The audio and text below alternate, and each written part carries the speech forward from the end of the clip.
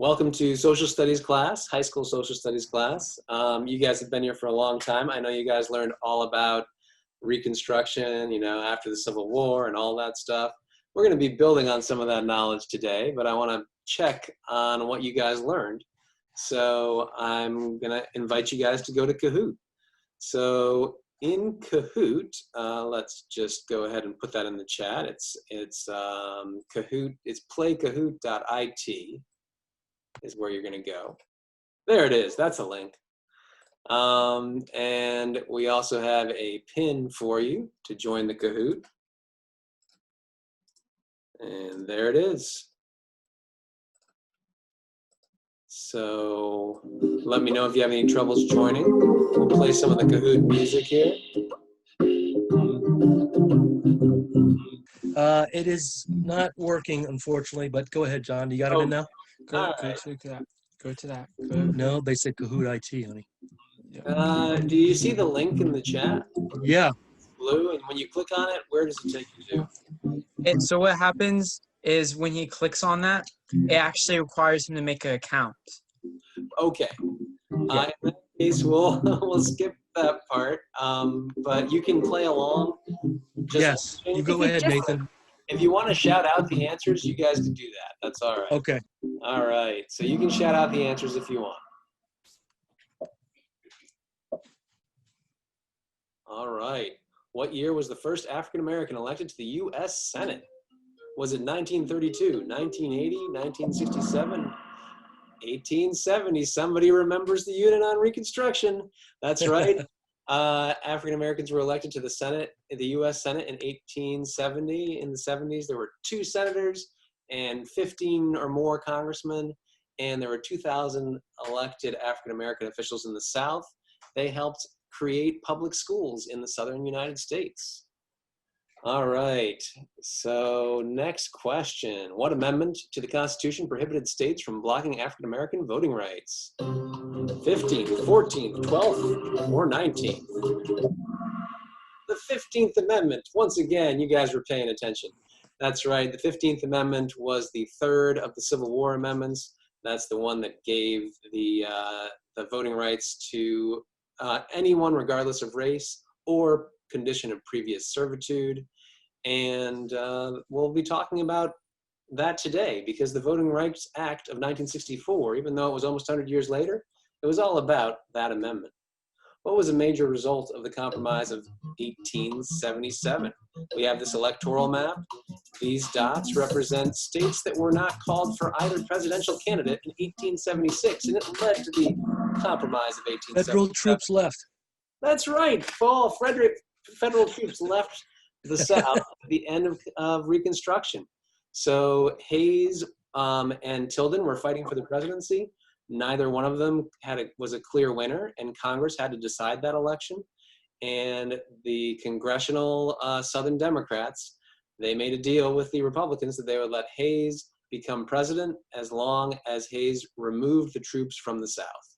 When the federal troops left, what happened next? What was the result when federal troops left the South in 1877? Were there Jim Crow laws, free access to voting? Oh, yes, you guys remember it well. There were Jim Crow laws which prevented Black people from all sorts of rights, including the right to vote. And we'll be talking more about that during the lesson. So many, many years later, what law was passed by Congress in 1964? Civil Rights Act of 64. You got it, Paul and Kathleen. Well done. You guys were paying attention just last week, because that was probably the last thing we talked about. Civil Rights Act of 1964 was signed by LBJ, and that is where we pick things up. So let me get back to the beginning of this here presentation and look at all of these pictures. Now, you're probably familiar with some of the people in these pictures. What I want you to do is go to the Padlet, and I'm going to copy a link to the clipboard, and we're going to share that in the chat right here. And I want you to write down what you see, what you think, and what you wonder about these pictures. And I'm going to give you guys about a minute and 30 seconds to do that. So we're just doing quick jotting down of your ideas.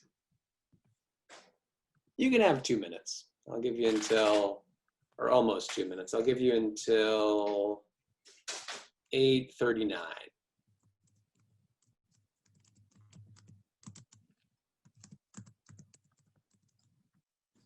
You might need to click on the green in order to reveal the pink plus button in the lower right-hand corner.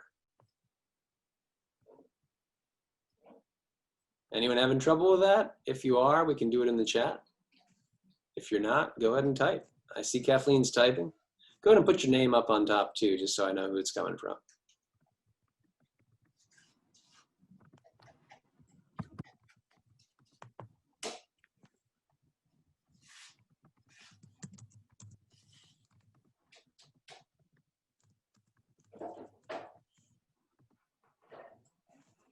Yeah, I'm still in class. Please close the door.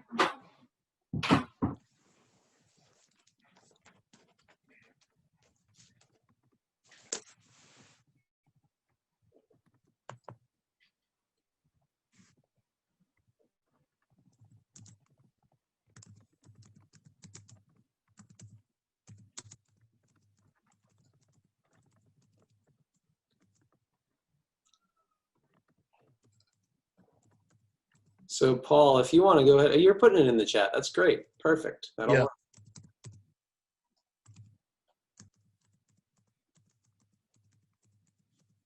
And if you're done, just tell me you're done. It's all right.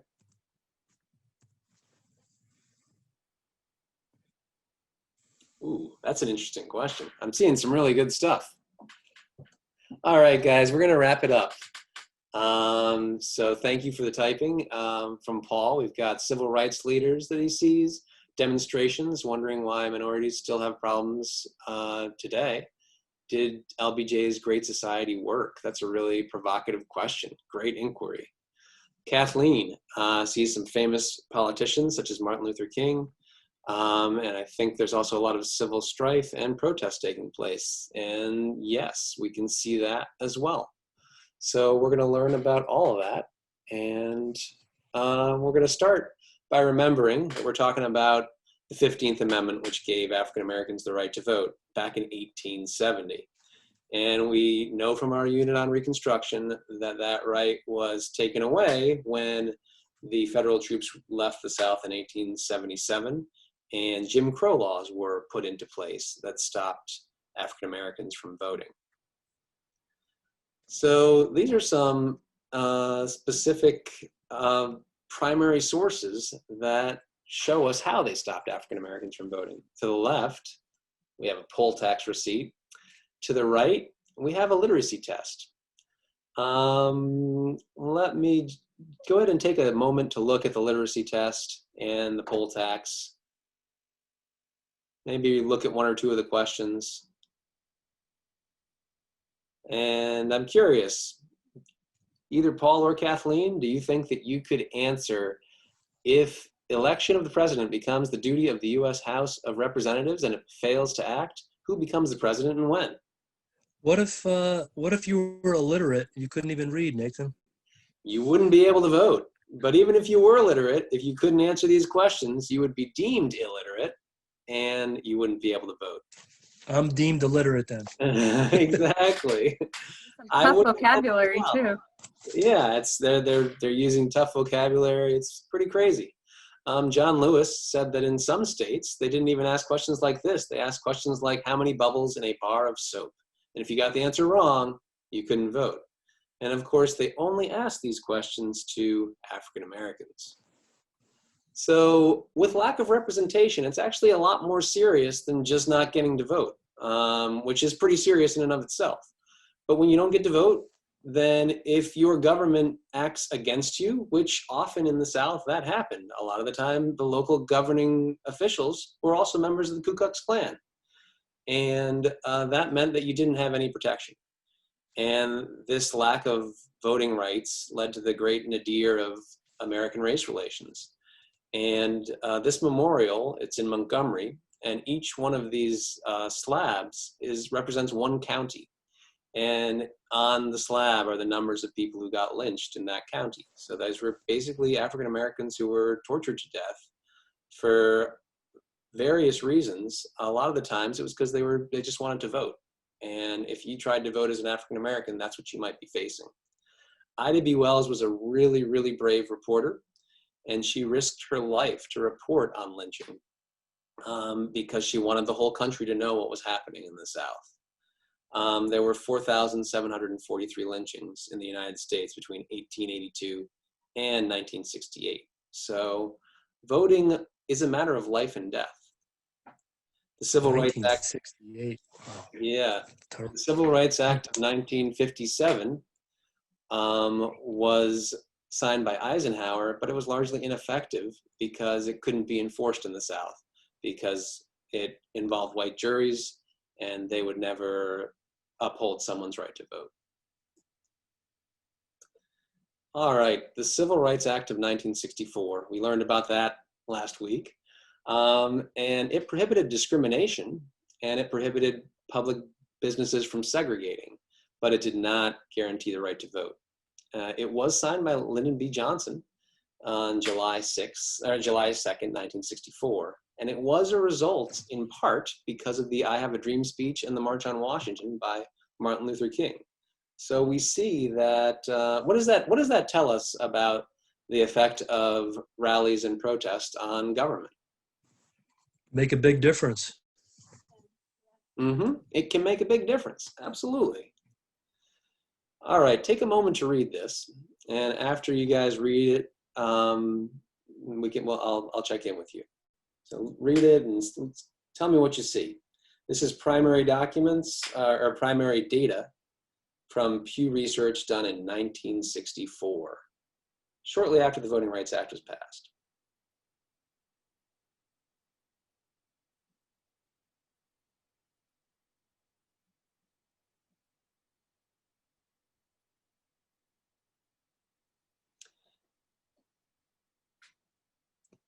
Okay.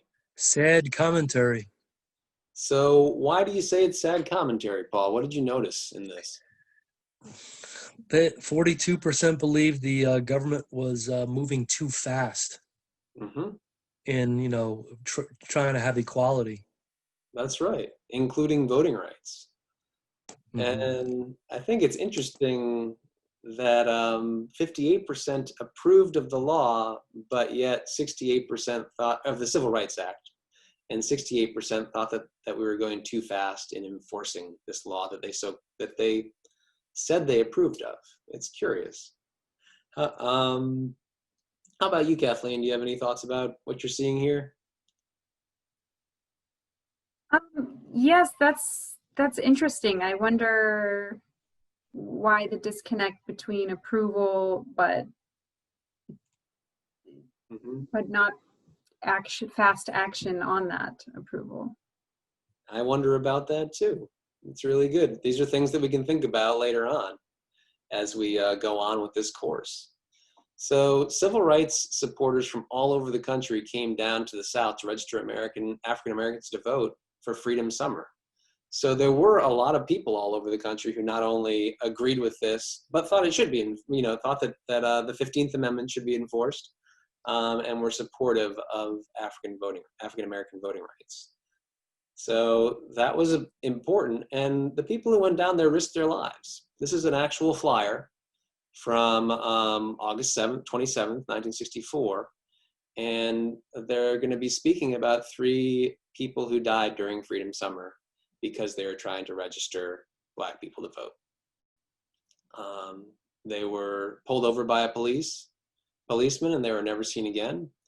And only 1 out of the 14 has been convicted. So again, there's a lot of danger in what the civil rights leaders did. And now we're moving on from that really sad moment, but also a lot of people did get registered to vote. And even when they went to the courthouse, they were not allowed to vote. So then we move on to the march from Selma to Montgomery for voting rights. What do you all see here? What do you see in these pictures? Kathleen, what do you see in these pictures? Paul? A lot of people gathered together for a common cause and supporting each other, marching. Right. And that's what America saw, because a lot of this was broadcast on television. Now, what do you see in this picture? The demonstrator, I don't think they're even demonstrating. I think they're just, is that part of the walk that they're doing peacefully? Yeah, it was a peaceful demonstration because they were marching to the capital of Montgomery to say we need voting rights. And they were met on the bridge, and this is just on the other side of the bridge here, and the police are beating the peaceful demonstrators. That's John Lewis right there, and his head was fractured. Wow.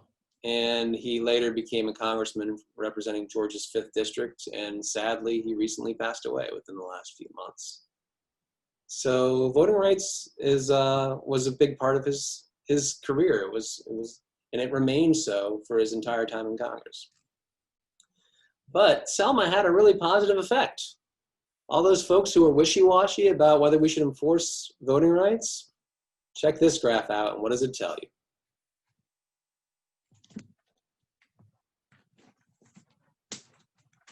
Like support grew Support by a lot. By a lot. Right, it grew quite a lot. Before, there were more people who were like a little sketched out by pushing voting rights too fast. But after the march, more people, including white people, more white people than not, or by actually 2/3 of white people supported the demonstrators over the government of Alabama. Mm-hmm. That's a big change. Mm-hmm. So that, what do you think happened next with that big change in public opinion? Any guesses as to what the next slide might be? I think you're muted, Kathleen.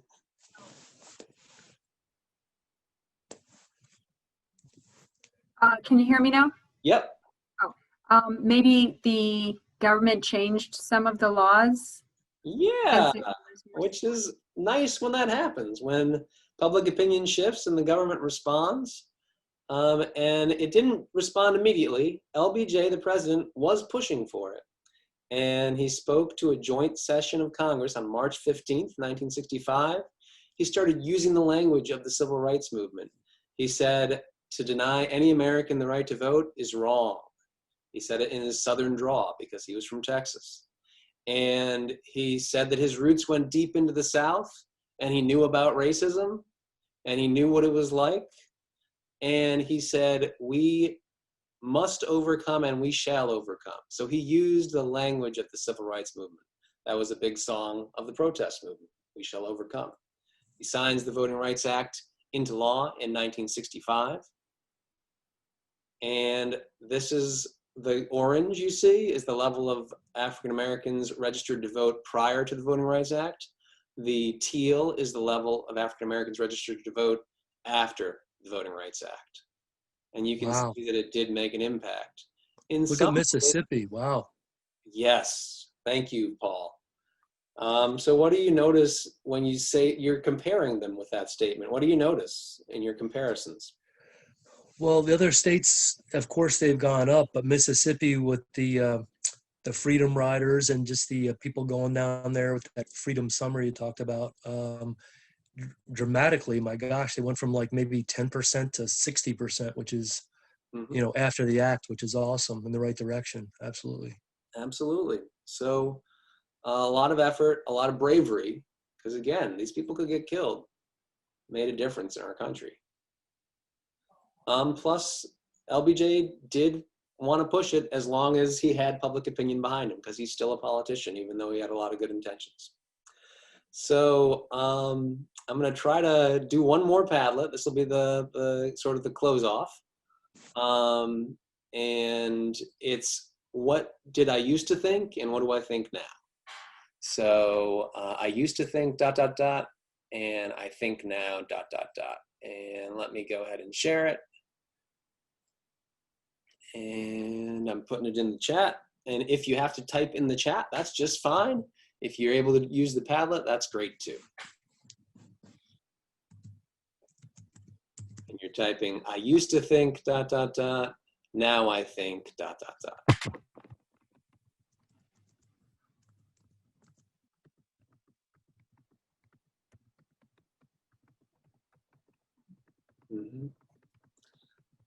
Seeing some surprise at how difficult it was to get voting rights, especially in Mississippi.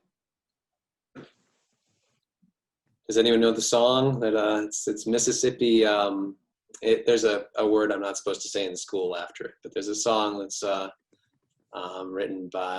sung by oh goodness, I'm gonna forget the name. That's terrible. I'll give you the answer in just a second. Let me.